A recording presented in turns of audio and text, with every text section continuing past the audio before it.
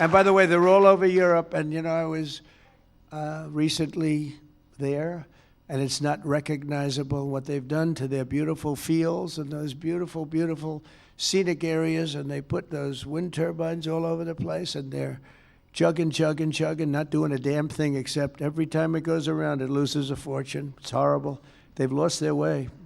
Not recognizable. And then I wonder why they don't like me over there. But you know who likes me over there? The people like me over there, I can tell you, because they know I'm right. More than 200 million Americans across 35 states were impacted by the storm, and the only reason most were able to take a hot shower was thanks to the power provided by the most reliable, dependable, and really dependable form of energy that we have, and that's clean, beautiful coal. Biden and the radical left wanted to abolish coal. They did everything they could, everything possible, but on day one of this administration, I ended the war on coal. We terminated the Green New Scam, and we withdrew from the unfair, one-sided Paris Climate Accord. That was another beauty we had. We paid $1 trillion. Nobody else had to pay 10 cents. Already I've saved 74 coal power plants from crushing restrictions and closures that would have been forced to shut down in the very immediate future. And today I'm proud to announce that the Tennessee Valley Authority is taking action to save 2 major coal plants in Tennessee. Tennessee Valley Authority.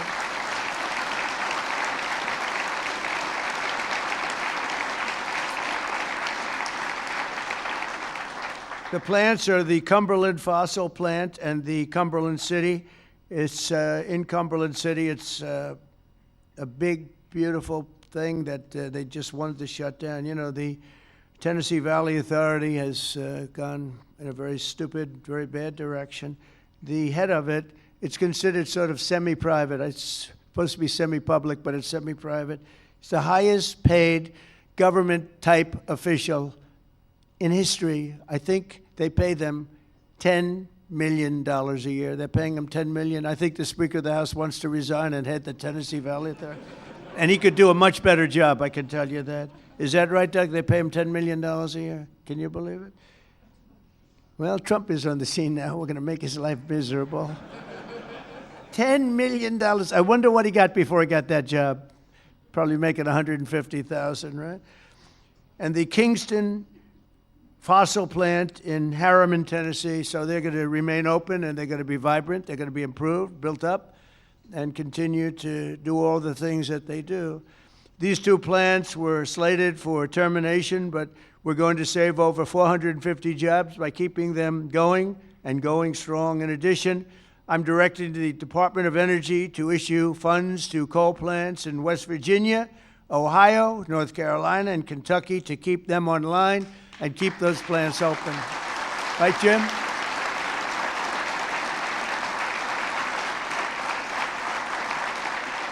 And very importantly, we're also bringing our coal mines roaring back to life. Under 4 years of the Biden administration, Sleepy Joe, not a single permit was approved for a new coal mining project. Think of it. 4 years, not one permit. They were all being disapproved, actually.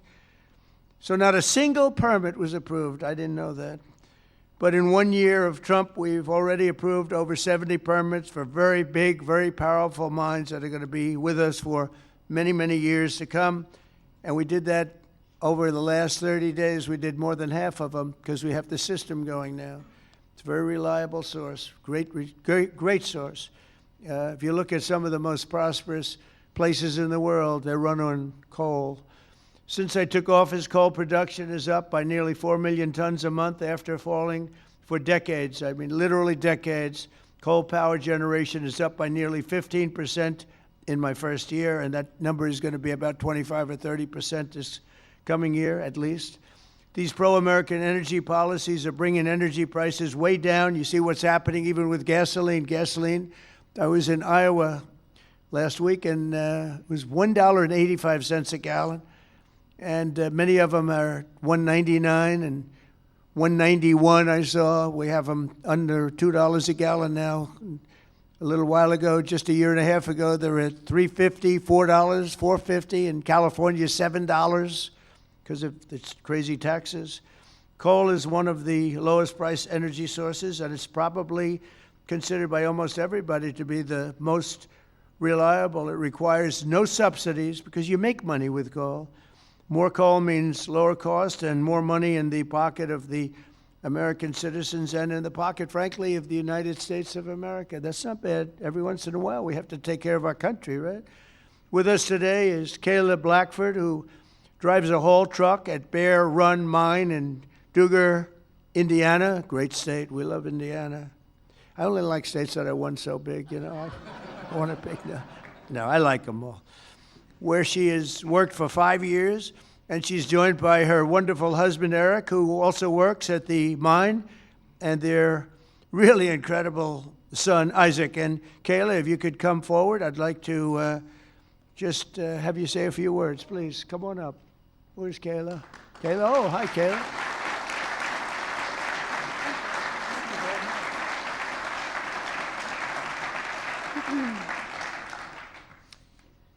Thank you, Mr. President. As he said, my name is Kayla Blackford, and I am so proud and honored to be here today representing Peabody and coal miners across this country.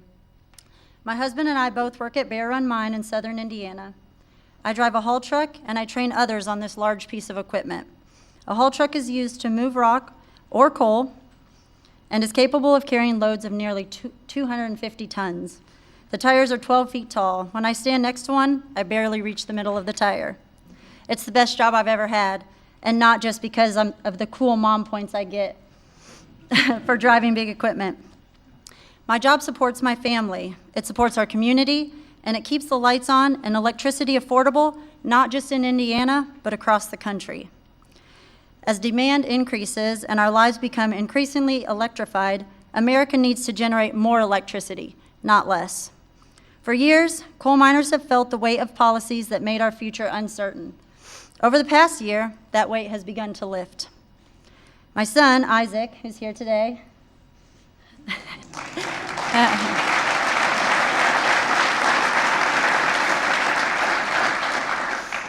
has friends whose parents also work at Bear Run. And when you grow up seeing huge mining equipment from the road, like Isaac and his friends do, you dream about the day when you get to run that equipment.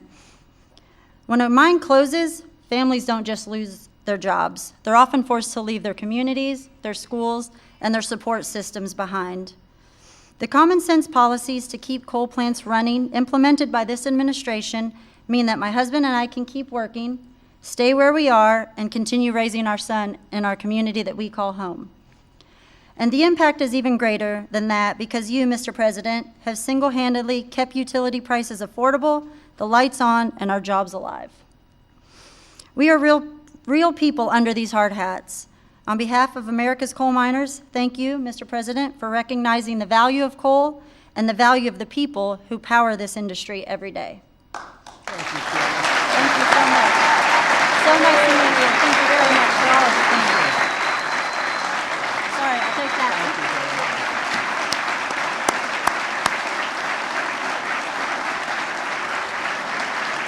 Good job. She did a good job, right? Look at the boy. He's so proud of mom, huh? Did a good job? Couldn't do better, right? Anyway, thank you, Kelly. That's really nice. Thank you very much. Coal is also critical to our national security, vital to everything from steel production to shipbuilding and artificial intelligence. It's incredible what's happening with coal. And it's also incredible how clean they're able to keep it now with all of the new techniques. By using it, they're able to do things environmentally that are amazing. You see that. That's why I'm also pleased to announce that in just a moment, I will sign an executive order that directs the Department of War to work directly with coal plants on the new power purchasing agreements, ensuring that we have more reliable power and stronger and more resilient grid power. And we're going to be buying a lot of coal through the military now, and it's going to be less expensive and actually much more effective than what we have been using for many, many years. And again, with the environmental progress that's been made on coal, it's going to be just as clean. As some of you may know today, February 11th is Thomas Edison's birthday. there could be no better way to honor the legacy of the man who lit the world. Did you know that? The man who lit the world, Isaac. Do you know that? You ever hear of Thomas Edison? A little before your time, slightly.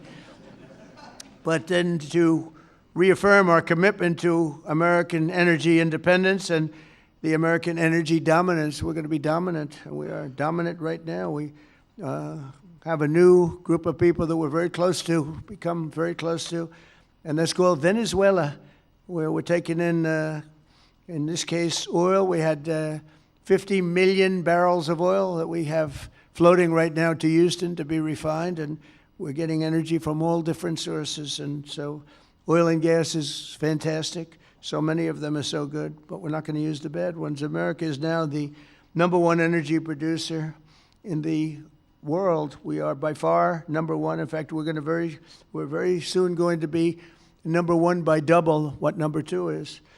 And under our leadership, we're becoming a massive energy exporter. In just the past few months, we've made historic trade deals with Japan, Korea, India, and others to increase our coal exports dramatically. We're now exporting coal to all over the world, and the quality of our coal is supposed to be, I'm not an expert in coal, but I've been very good to the people that are. The quality of our coal is supposed to be the finest anywhere in the world. From West Virginia to Wyoming, from Ohio to Montana, and all across the country, we're lifting up our hardworking American miners like nobody has ever done before. We're bringing down costs of American consumers, and together we're making the most of the magnificent land that God gave us to rebuild the greatest economy and the greatest nation in the history of the world. Another one of my favorite words is the word tariff.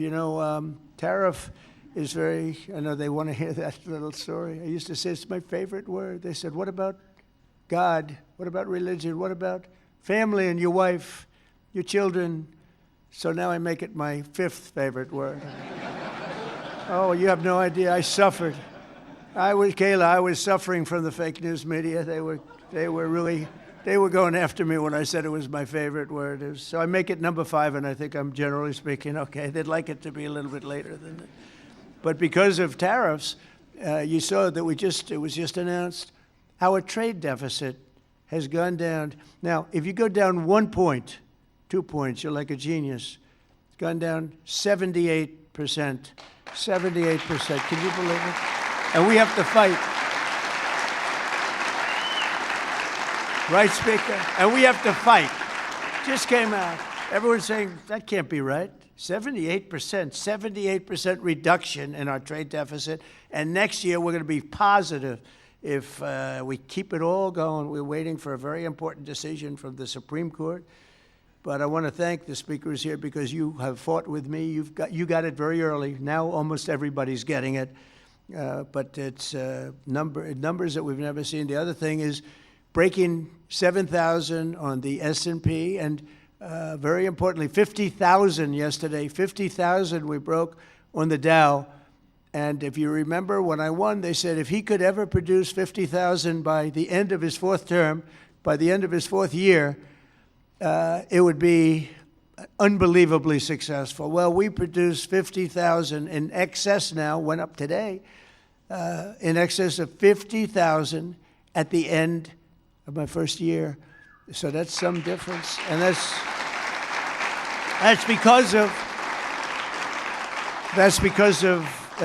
of tariffs. So we're doing numbers that nobody thought were possible. The economy is rich.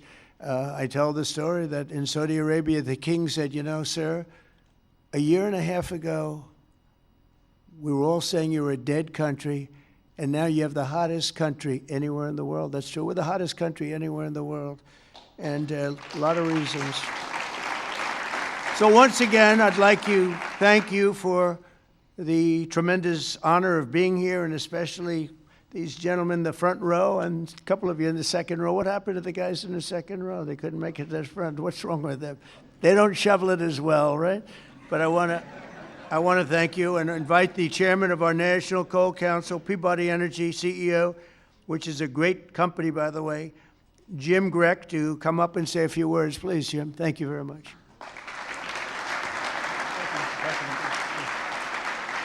Caleb, to cut back the follow. Mr. President, we stand here today representing the thousands of coal miners across the country to express our deep gratitude to you, sir, for the actions you've taken to support our industry. Your leadership and decisive actions have sent a powerful message. We have a president who, more than any other, deeply understands the importance of coal in supporting the future of this nation. Sir, you know what most people don't. The U.S. has more energy in its coal than any nation has in any single energy source. We have more energy than Russia has in its gas, and we have more energy than Saudi Arabia has in its oil. Yet before you, sir, presidents were afraid to allow coal to help keep electricity abundant and low cost. And Mr. President, that changed with you. We saw the impact of your wise policy in real time during the recent winter storm as temperatures plunged and demand surged. The coal plants you directed to keep open provided the stability and resilience that the grid needed. And today, thanks to your leadership, sir, we are working with your administration on the potential to build new coal-fueled power plants and having coal emerge as a source of rare earth elements and critical minerals that are essential for our national security and economic future.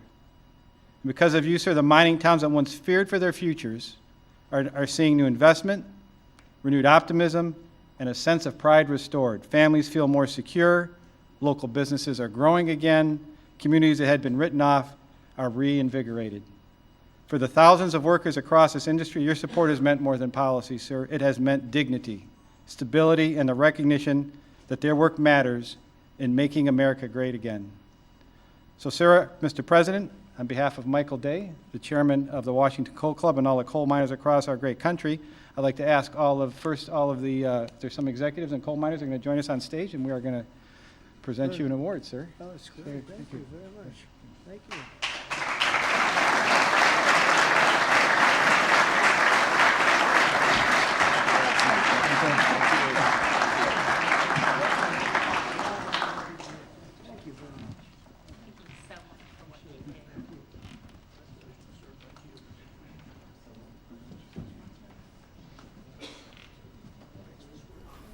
अमरीकी सदर Donald Trump का तकरीब से खिताब। अमरीका का border तारीख में पहली बार 100% महफूज है। मैं विंड एनर्जी के हक में नहीं, मेरी एनर्जी पॉलिसी अमरीका के बेहतरीन मफाद में है।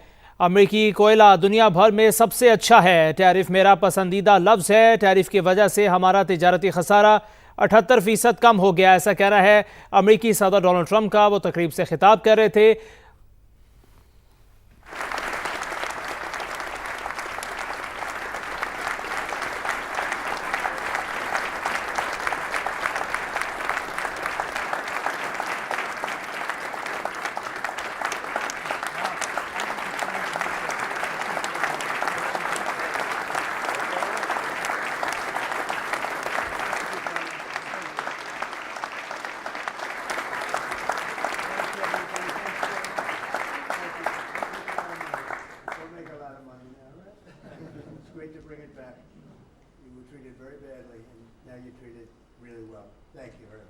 Thank you, everybody, very much. Appreciate it.